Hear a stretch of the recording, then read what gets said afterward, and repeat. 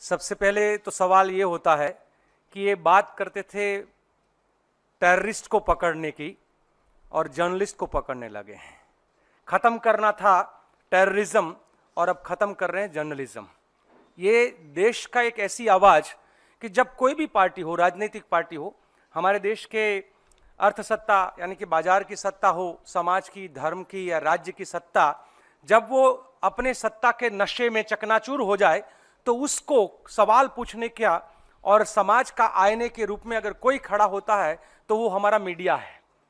हम उस मीडिया की ताकत को इस देश में खत्म कर कर जनता की दबी हुई आवाज को कुचलने का एक जो प्रयास आज हमारे देश में हो रहा है, जो प्रयोग हो रहा है, उसके खिलाफ आज हम यहां पर अपनी आवाज और कांग्रेस पार्टी की ओर से रखना चाहते हैं।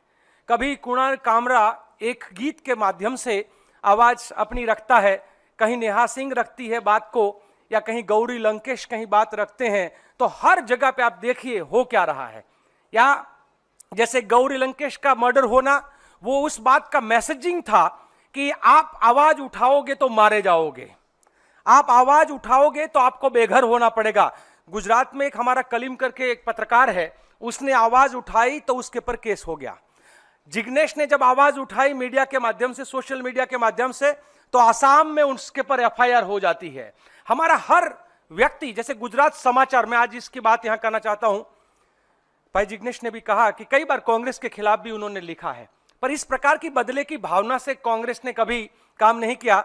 आप सब जानते हैं कि जिस प्रकार से गुजरात समाचार के 2-2.5 दशक पुराने मनी लॉन्ड्रिंग के केस में, तो भाई आप जब सीएम थे गुजरात के, आप जब गुजरात का पूरा राज्य आपके पास तब भी था, आज भी था, तो ये कैसे हो रहा था? तब आप क्या कर रहे थे? तब आपने नहीं, पर जब आपको लगा कि अब आपके सत्ता को सवाल उठाकर ये पूछ रहे हैं कि पुलवामा हो या पहलगांव हो, हर जगह पे ये आप क्या कर रहे हो? आप वहां पर सामूहिक बलात्कार के घटना के बिल्किस बानो वाले केस में जो दोषी, जिसको कोर्ट ने माना था, वो दोषियों को जमानत मिलने पर या उनको सरकारी मदद से रिहा करवाकर आप उनका जो स्वागत का ढिंढोरा पीट रहे हो, और उसके खिलाफ जब कोई आवाज उठाएगा तो उस आवाज को आप कुचल दोगे। गुजरात में हो क्या रहा है? 45% बच्चे कुपोषित है, उसकी आवाज उठाओगे? या जिनके घर गिर रहे हैं उनके बारे में आवाज उठाओगे? या किसानों की जमीन के बारे में आवाज उठाओगे? तो आपको देशद्रोही के नाम पर आप पर एफआईआर होगी और आपको तुरंत ही वो लड़ाई लड़ना मुश्किल होगा।